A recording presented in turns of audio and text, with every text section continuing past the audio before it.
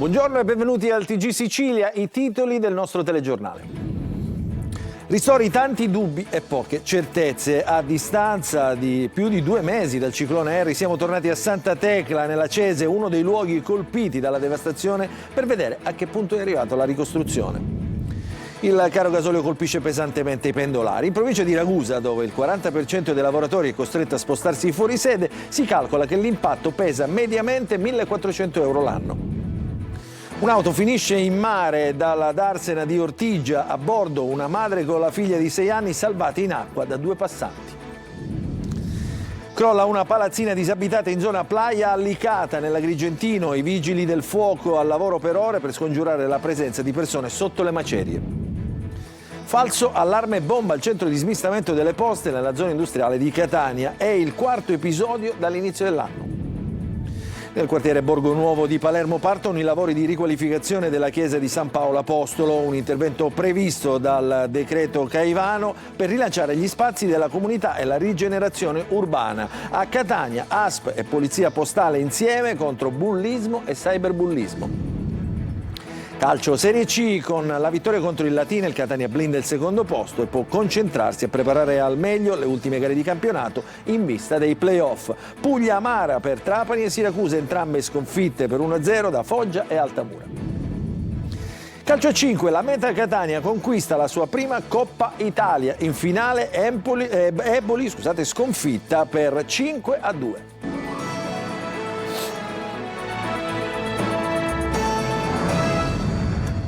Ancora buongiorno. E mentre si discute di ristori a distanza di più di 2 mesi dal ciclone Harry, siamo tornati nei luoghi colpiti dalla devastazione per vedere se qualcosa è cambiato e come gli imprenditori stanno ricostruendo. L'esempio è Santa Tecla, in provincia di Catania, un paese che è ancora fantasma. È andata per noi Eva Spampinato.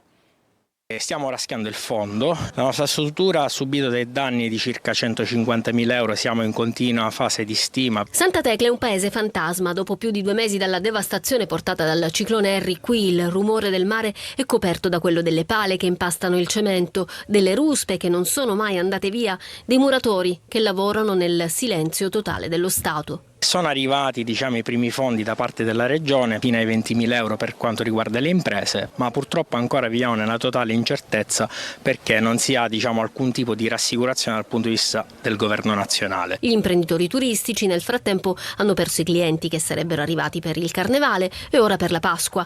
Non possono perdere anche la stagione estiva e l'unico modo per ristrutturare è chiedere prestiti alle banche. Non esiste una vera e propria regolamentazione dovuta al ciclone Harry. Non si sa realmente a cosa attingere, non esistono fondi, non c'è una vera e propria cabina di regia che ci dice cosa fare, che ci dà delle programmazioni, ci dà delle scadenze, ci dà ulteriori ristori, quindi si va in banca per conto proprio, si richiede un prestito e si va avanti. Dei milioni annunciati dal governo centrale neanche l'ombra. E adesso la guerra, il caro carburanti, le crisi internazionali complicano ancora di più la situazione. E anche la paura di ritrovarsi privi, di non ritrovarsi delle spiagge ad hoc, delle cittadine ben sistemate. L'Avvocatura Generale della Regione intanto rassicura: la norma regionale si può applicare, quindi non ci sono problemi per i ristori già assegnati e i dirigenti possono continuare a esitare le pratiche. Adesso parliamo del caro carburante, perché lavorare fuori dal proprio comune di residenza incide nelle tasche dei ragusani, ad esempio circa 1.400 euro l'anno. È un'emergenza strutturale in questa provincia, appunto l'aumento dei costi gravano ulteriormente sulle tasche dei pendolari. Almeno questo è un calcolo che ha fatto la CGIL Ragusa, il servizio di Veronica Barbarino. Percorro circa 20 km per andare a lavorare tra andata e ritorno. Visti gli ultimi aumenti del carburante, questo incide di circa 25-30 euro a settimana. Il pendolarismo in provincia di Ragusa è una vera emergenza che incide sui redditi, oggi più che mai con l'aumento incontrollato dei carburanti.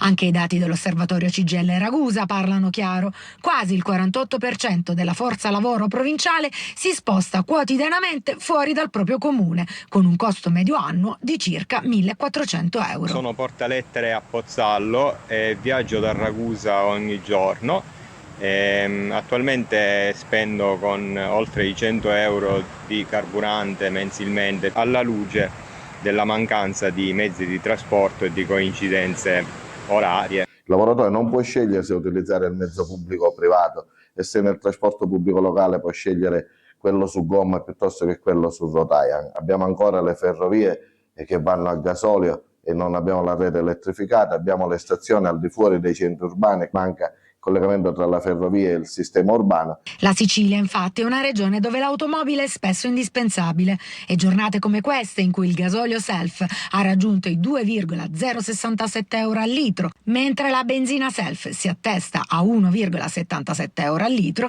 il rincaro incide gravemente sulla spesa dei pendolari, un fenomeno che impone risposte immediate.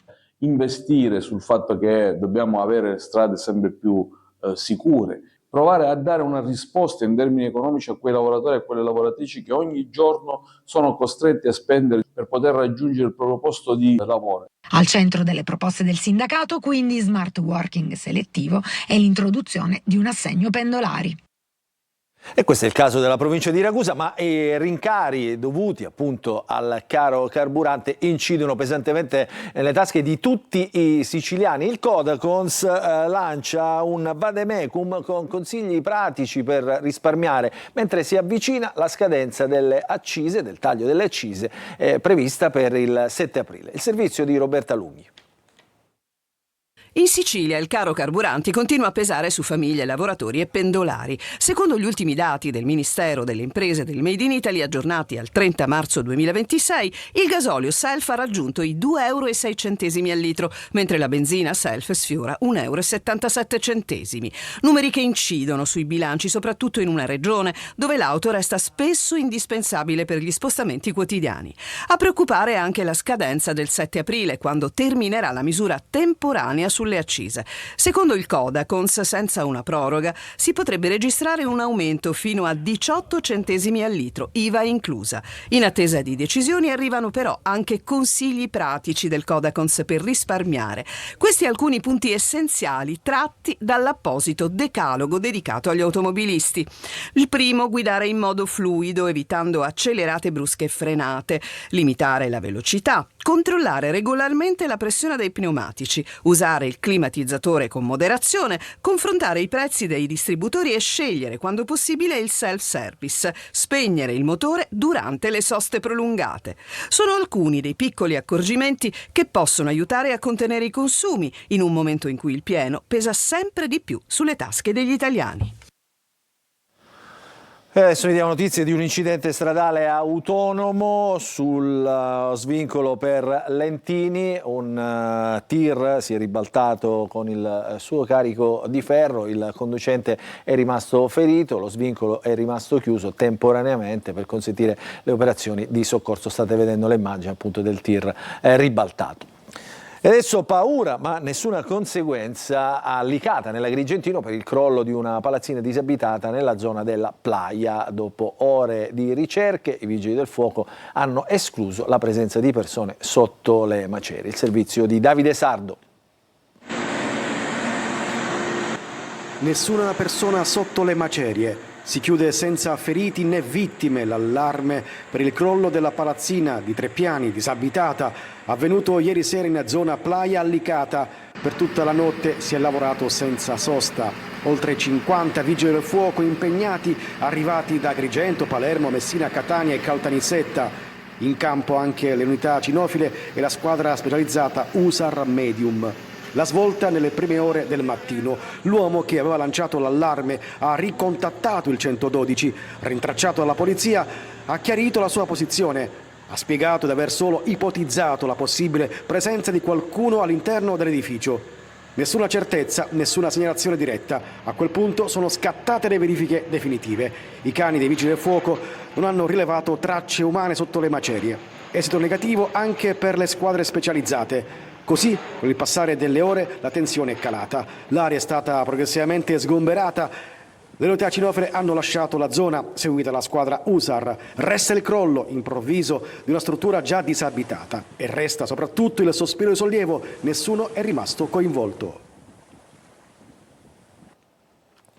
Un prestito di denaro che, secondo gli investigatori, si sarebbe presto trasformato in una vera e propria trappola. Al centro della vicenda un imprenditore nisseno e 2 uomini accusati di aver prestato soldi a interessi fino al 140%. Il servizio di Rita Cinardi.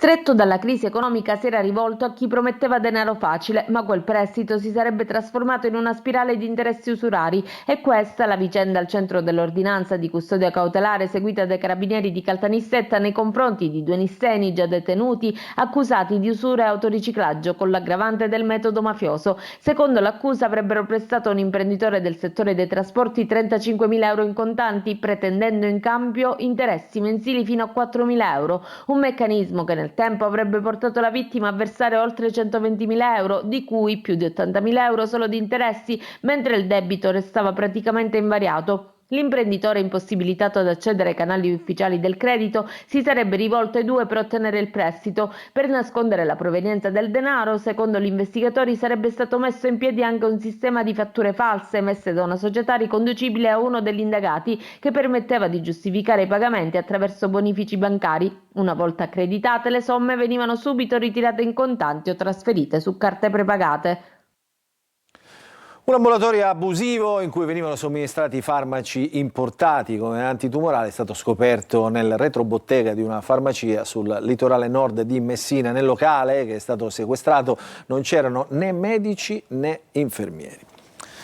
E adesso andiamo a Catania, falso allarme bomba nel centro di smistamento delle poste nella zona industriale. È il 4º episodio in poche settimane, cresce la paura tra i dipendenti, intanto sta indagando la polizia. Il servizio di Tonino De Mana. Tra falsi allarmi bomba, segnalazioni e pacchi sospetti, il centro smistamento delle poste alla zona industriale di Catania vive ore di alta tensione, con le forze dell'ordine che stanno indagando su una serie di inquietanti episodi. L'ultimo si è registrato nella notte, quando uno dei dipendenti si è trovato davanti ad un pacco alimentato da una batteria e da cui fuoriuscivano alcuni fili, quanto basta per fare scattare le procedure di sicurezza. La prontezza dei colleghi ha fatto sì che l'allarme venisse lanciato immediatamente e quindi evacuato il centro di distribuzione di Catania. Artificieri e vigili del fuoco in azione nella struttura di via Enzo Ferrari 30 ed indagini a 360 gradi della polizia. Il plico sospetto, è stato poi accertato, sarebbe stato confezionato in maniera tale da creare allarme. Il presunto ordigno era inoffensivo, ma chi ha interesse ad alimentare questo clima di tensione? In attesa di risposte, l'unica soluzione è rafforzare i controlli. Se oggi, ieri o negli altri episodi la bomba era finta, abbiamo paura che qualcosa di serio possa accadere. Dall'inizio dell'anno è il 4º falso allarme bomba, gli ultimi 2 addirittura in meno di 48 ore. Adesso andiamo a Siracusa, dove un'auto è caduta in mare nel porticciolo di Ortigia. A bordo c'erano 2 turiste inglesi, madre e figlia di pochi anni, 7 anni per la precisione, salvate nell'acqua gelida in questo periodo da 2 passanti coraggiosi. Ci racconta questa storia Francesco Aloi. Niente, io gli ho chiesto il parcheggio alla signora, mi fa 3 minuti e vado via. Poi tutto in un tratto l'ho vista andare indietro, ha toccato un'altra macchina che sarebbe quella e poi l'ho vista andare in acqua. Il racconto della tragedia sfiorata è questo. A bordo dell'auto noleggiata c'erano 2 persone, madre e figlia di 7 anni, inglesi, in vacanza a Siracusa. Francesco si è subito tuffato. Con lui c'era anche Sami. Entrambi hanno sfidato l'acqua gelida. Ho aperto lo sportello dietro della signora, della bambina, e mi sono tirato fuori subito la bambina. Per fortuna per le 2 a bordo soltanto un brutto spavento. Tutto è accaduto qui, alla Darsena, verso le 9:30. Una fatalità, forse un errore della donna, alla guida dell'auto con cambio automatico, ma c'è chi punta il dito sulla poca sicurezza del parcheggio. Il ministro per lo sport Andrea Abodi oggi a Palermo per dare il via alla ristrutturazione della chiesa di San Giovanni Apostolo nel quartiere Borgo Nuovo, un progetto di rivalutazione delle periferie che si interessa anche di sport, è previsto nel decreto Caivano. Il servizio di Marco Gullà. Superare il concetto di periferia è il mantra che si impone l'amministrazione comunale di Palermo per rivalutare tutte quelle zone del capoluogo siciliano che sono ai margini. E in merito, proprio questa mattina, sono iniziati i lavori per la ristrutturazione della chiesa San Giovanni Apostolo nel quartiere di Borgo Nuovo, nell'ambito degli interventi di rigenerazione urbana previsti dal decreto Caivano. Ma a Borgo Nuovo nascerà anche un campo polifunzionale, lo sport, che quindi può permettere a tanti giovani di intraprendere strade più sane, come ribadisce anche il ministro dello sport Abodi oggi a Palermo. Noi stiamo cercando di andare diffusamente anche con altri strumenti proprio lì dove c'è maggiormente bisogno dello sport, dove lo sport è stato abbandonato, sacrificato, mortificato, ignorato. E poi i lavori per la ristrutturazione della chiesa, cuore pulsante del quartiere. Vuol dire rimettere in gioco la propria fede, il proprio cammino, la propria vita spirituale, perché finalmente una chiesa che vive, che funziona, diventerà il cuore di tutto il quartiere. Questo fa parte, di tutto quel corollario di interventi che l'amministrazione sta cercando di indirizzare verso soprattutto i quartieri più difficili e con maggiori necessità di questa città. E a questo tema si lega anche il tema dei ragazzi aggressivi che vivono spesso un profondo disagio e poi la violenza cieca che sfocia contro insegnanti o coetanei. Abbiamo avuto esempio in questi giorni, altrettanti ragazzi vengono spesso bullizzati, mentre a Catania proprio su questi temi c'è stato un incontro per educare all'uso consapevole dei social. La Regione intanto ha attivato un numero verde contro il bullismo, il numero 800 280 000. Il servizio di Adelaide Barbagallo. La rabbia che cova, l'aggressione prima solo verbale e poi la violenza. L'ultima scuola con l'accoltellamento di una docente da parte di un adolescente di 13 anni è un'altra strage, per fortuna solo progettata. I ragazzi passano tantissime ore sui social ed è in quella stanza chiusa, lontano dallo sguardo dei genitori, che spesso fenomeni di bullismo e cyberbullismo nascono, dicono gli esperti. Così si intensificano nelle scuole gli incontri di sensibilizzazione, a Catania patto tra ASP e Polizia Postale. Stiamo intervenendo sulle scuole per restituire quella che è l'importanza ai ragazzi dell'attenzione alle emozioni, perché è da qui che dobbiamo partire. I ragazzini conoscono bene i social e internet, ma non sono perfettamente consapevoli dei rischi. La Polizia di Stato non può essere l'unico attore in questo contrasto. Le famiglie, la scuola devono giocare un ruolo sempre più importante. Proprio in questo istituto tempo fa abbiamo fatto un incontro con i genitori. Non erano tantissimi, così come non sono tantissimi purtroppo negli incontri quando andiamo nelle scuole. A scuola è difficile il ruolo degli insegnanti chiamati ad educare al rispetto, a intercettare segnali di disagio, se poi in famiglia non c'è la stessa attenzione. Viviamo un momento difficile di tensione, di paura, di disagio da parte delle giovani generazioni che hanno bisogno di adulti al loro fianco. Coltelli in classe? Assurdo, dice il ministro Valditara, mettere i metal detector in tutte le scuole. Intanto l'ufficio scolastico regionale ricorda che contro il bullismo è attivo il numero verde gratuito 800 280 000.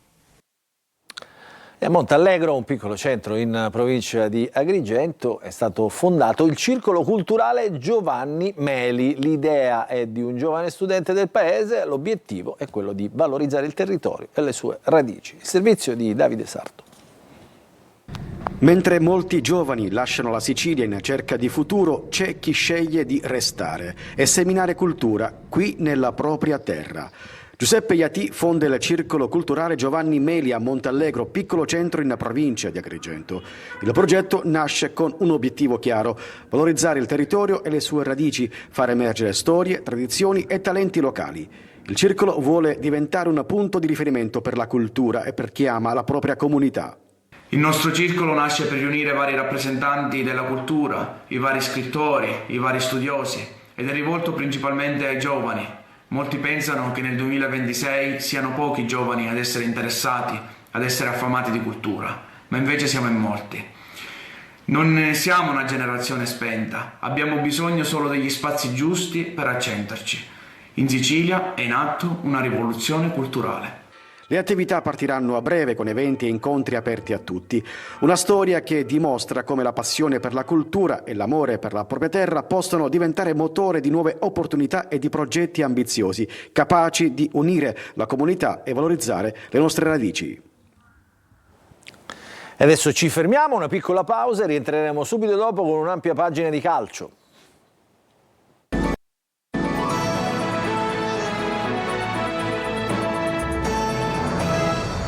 Rientriamo in diretta nella seconda parte del nostro telegiornale, apriamo la pagina del calcio, partiamo dal Catania, il Catania di William Viali che guarda adesso la classifica dopo l'importante vittoria di Latina, ma guarda anche al futuro che regala del tempo per migliorare e per preparare meglio gli automatismi e ritrovarsi più forte in vista dei play-off. Il servizio di Marco Carli. Di segnale in segnale il Catania va avanti, in classifica, nella convinzione e anche nell'ottica di un fattore che Viali pensava di non avere a sufficienza, il tempo. La vittoria di Latina, la sconfitta della Salernitana e il pari fra Benevento e Cosenza rendono quasi equidistanti la prima piazza, il Benevento è a +9 dai rossazzurri, e la terza, con Cosenza e Salernitana a -8. E con Catania Picerno e Salernitana Benevento all'orizzonte, ecco il fattore tempo. Se i sanniti restano a un passo dalla promozione diretta, nonostante il derby campano di lunedì di Pasquetta, che comunque toglierà punti ad almeno una delle due contendenti, se non ad entrambe, il Catania per lo stesso ragionamento ha realmente blindato la seconda piazza a 4 giornate dalla fine. E questo appunto produce il tempo di trovare gli automatismi migliori, di reinserire i giocatori come forte e di rendere la difesa meno soggetta ai rischi. E poi, se secondo posto sarà, come la classifica attuale suggerisce, significa partire dal 17 maggio, dal secondo turno della fase nazionale. Ciò vuol dire che manca un mese e mezzo. Viali lo sa e ne vuole approfittare anche per rispettare il primo obiettivo per cui è stato chiamato: riempire l'area e dare molte più opzioni in attacco, perché il Catania possa sempre segnare più dell'avversario. Bruzzaniti sta venendo fuori e con Cicerelli che ritorna nella migliore condizione e Caturano in futuro appoggiato da un'altra punta di ruolo, i rossazzurri possono pensare ai playoff con meno pressioni e con il tempo che serve. E sempre in Serie C, nello stesso girone del Catania, sconfitte pesanti per le altre siciliane in chiave salvezza, Siracusa e Trapani battute con lo stesso punteggio 1-0 rispettivamente da Altamura e Foggia. Il servizio di Sergio Colosi. 2 gol di sinistro piegano Siracusa e Trapani sempre più vicine alla retrocessione. A 4 giornate dalla fine, classifica disperata e salvezza ai limiti del possibile dopo le sconfitte di Altamura e Foggia. Un pallonetto vincente di Millico ferma la rincorsa del Siracusa dopo 4 risultati positivi in 5 giornate e tiene Pugliese in corsa per i play-off. La squadra di Turati domina nella ripresa, fermata prima dalla traversa sulla conclusione di Valente e poi da alcune parate di Alastra, l'ultima nel recupero su sbaffo. Siracusa in coda a 22 punti, si stacca di 4 lunghezze il Foggia che con lo stesso risultato ha vinto lo scontro diretto con il Trapani. All'alba del secondo tempo, dopo una prima frazione con il portiere Granata Galeotti decisivo, il difensore Staver scopre doti nascoste da opportunista nel suo primo gol in Serie C. Trapani generoso ma sterile, tanto possesso palla, rare verticalizzazioni, in classifica terzultimo posto a 27 punti, posizione destinata ad aggravarsi nelle prossime ore con la sentenza del Tribunale Nazionale Federale. E in chiusura un'altra notizia che riguarda il calcio a 5, questa volta altro trofeo per la meta Catania, i rossazzurri vincono contro Eboli per 5-2, conquistano la Coppa Italia per la prima volta, rossazzurri sempre padroni della situazione, capaci di portarsi in vantaggio in meno di 3 minuti grazie ad un autogol dopo il provvisorio pari campano, il capitano di casa Carmelo Musumeci, premiato come come miglior giocatore, a spostare gli equilibri con una bella doppietta. Poi ha ottenuto il 3-1 in apertura di ripresa. La squadra di Juan Ra non molla più il vantaggio fino al 5-2 finale e si regala appunto la prima Coppa Italia della sua storia. Complimenti dunque al Catania di calcio a 5. Questa era l'ultima notizia, il nostro telegiornale finisce qui. Vi ricordo che l'informazione su Antenna Sicilia ritornerà questa sera alle 20. Grazie per averci seguito, buon proseguimento di giornata a tutti.